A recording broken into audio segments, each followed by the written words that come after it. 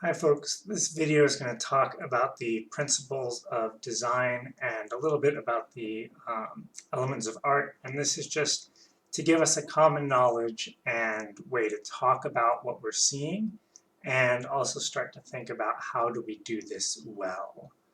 So let's jump right into it. So what are these? So we've got first the elements of art, and these are, you can think about it as the visual ingredients that you combine to make art or to make a design. And then the principles of design, which is the second thing we're going to talk about mostly today, are the ways to combine those ingredients. So if you've got two elements of art, depending on how you combine them, you're going to be able to talk about that using the language of principles of design. So we know what they are categorically, now let's talk about them specifically. So the 7 elements of art, and I'll preface by saying both of the elements of art and the principles of design, there's not necessarily one definitive list, so these are just ones to kind of get us thinking. If you take an art class or talk to an artist, they're going to have a much deeper and better description than this quick overview. But you can see, we've got line, and there's a bunch of different kinds of lines, shapes, obviously squares, triangles, circles, non-regular shapes, form, which is when you kind of take shape into 3 dimensions, the space it takes up, space, empty space, but you can kind of imagine, there's a triangle here, texture, which makes a lot of sense in the 3-dimensional, like physical world, how smooth something is, how rough it is, etc. Value, how bright or dark, how intense or faded a color is, and then finally color, the actual hue that you have. So those are 7 elements of art. They're not particularly important for this class other than to realize this is what we're combining to create our principles of design.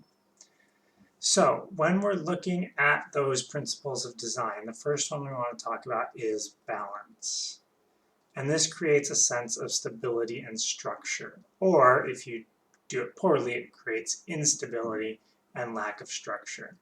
So here we've got an example where there's some balance here. You can kind of see these holes are kind of all spread out both from the middle to the outside, and they're spread out kind of in the directions. We've got one up to the left, one to the bottom right, one to the kind of bottom, and one to the top. They're not all on one side or all on another side. So that's where we see a sense of balance. Next, we're going to talk about proximity. And this creates a relationship between similar or related elements.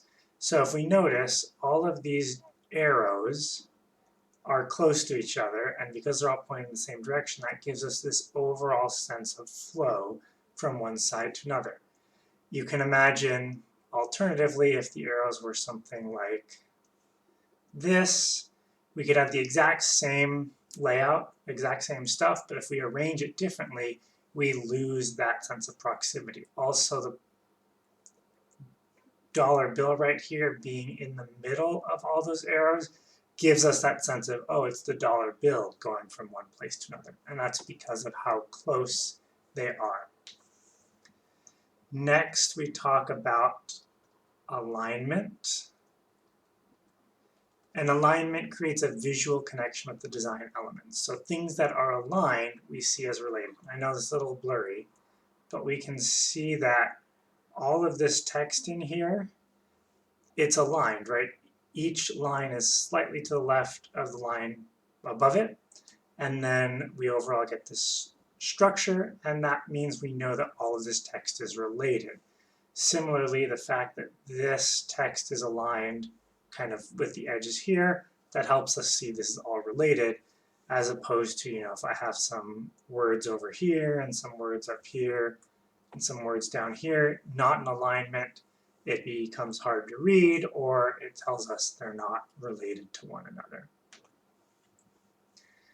This one's a little weird, perhaps, because it kind of combines a lot of things, but visual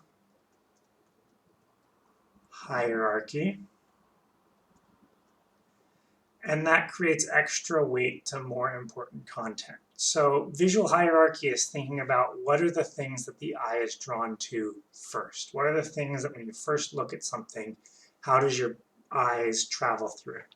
So in this case, the first thing that really stands out, typically for most people, will be the bright blue of the backpack and the bright white of all of these limbs. And so in other words, overall, you're first drawn to this astronaut. That's the first thing you're going to see. Then most people will typically focus down on the planet here because that's the next thing that kind of stands out the most. And then you kind of get the sense of, oh, there's an astronaut going towards a planet or looking at a planet, because we have our brain kind of flowing from one to the other. So this is mostly as you're thinking about laying something out, what draws the attention first, and trying to have people flow through a piece in a logical fashion. Next we have repetition. And this creates a rhythm or a sense of something, happening over and over again, repetition. So in this case, we've got the 3 robots, and we've also got the kind of repetition of the numbers. Granted, they are increasing, but we get this sense of, rhythm. Our brain can kind of fill in if there was a robot to the left or if there was a robot to the right. Our brain can kind of fill in and assume what should come next or what should come before, right? A 0, 0 robot and maybe a 0, 4 robot. And so that gives us something to expect and something to kind of see of what's going on. This next one is contrast, and that will typically be used to guide a viewer's attention or to attract attention. So in this case, it's kind of like visual hierarchy. They're going to go hand in hand. But in this case, we've got bright contrasting colors of the background, a contrasting silhouette, and the contrasting iPod from these old ads. So we have a real clear sense of distinguishing those 3 pieces, and it makes it, in a sense, easy to figure out what's going on if we have proper contrast. If something is contrasting everything else, like we said, the iPod here, that also draws attention to it because it stands out so much. So that's a way to create visual hierarchy. Color is another important aspect or principle of design, and this creates an overall mood and tone. So in this, we see, in the Whole Foods logo, we see a green color. And that green, at least in kind of Western cultures, is often associated with healthiness, with freshness, with natural, right? Green grass, green leaves on trees, stuff like that. And so Whole Foods here, using this green color, is trying to pull on that tradition to give that sense of, oh, this is very healthy, this is good for you, this is natural, etc., etc. We also sometimes see green being used to indicate money or wealth or stuff like that. But given the context of this being about food, that first collection of feelings is likely what they're trying to communicate. Next, we have, let me figure out exactly how I have it phrased. Okay, that's what I thought. Next we have, negative space. And this is basically everything that's not colored in or part of your design. So in this case, what part is cut off a little bit is this is actually in a doorway here that you can see on the full image. But the doorway is actually the part that's, not, it's the different color, but it's not the thing we actually care about, which is the silhouette of the monster here. And so the negative space, the white of the doorway, which is technically nothing, not interesting whatsoever, creates that outline of the monster.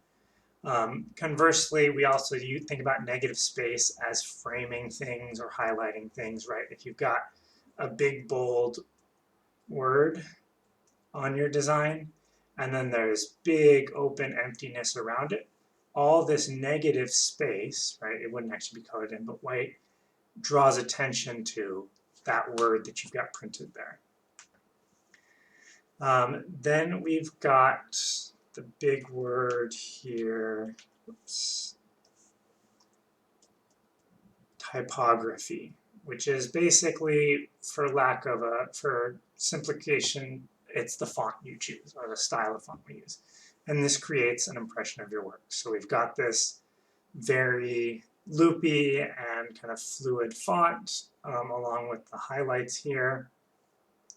And so we get kind of a light sense from this. We get kind of maybe a beach or like a water sensation, maybe rivers or ribbons, stuff like that. So generally speaking, this is creating a positive impression on most people because of kind of those scents. So your choice of font, you know, makes sense that it would create a sense of your work.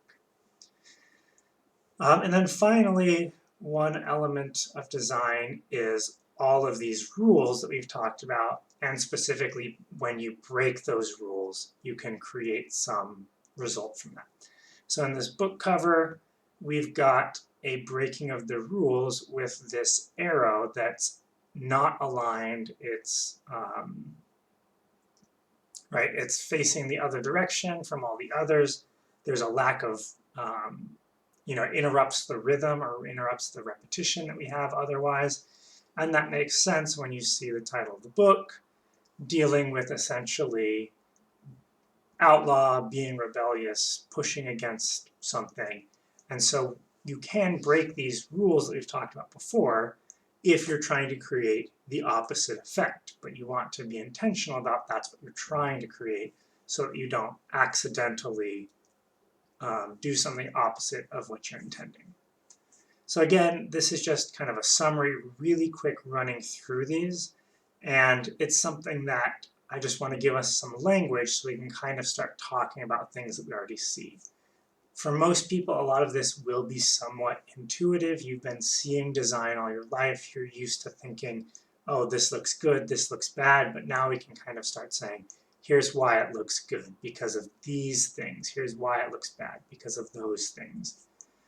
So hopefully that helps you get a sense of it, and we'll jump into the next activity.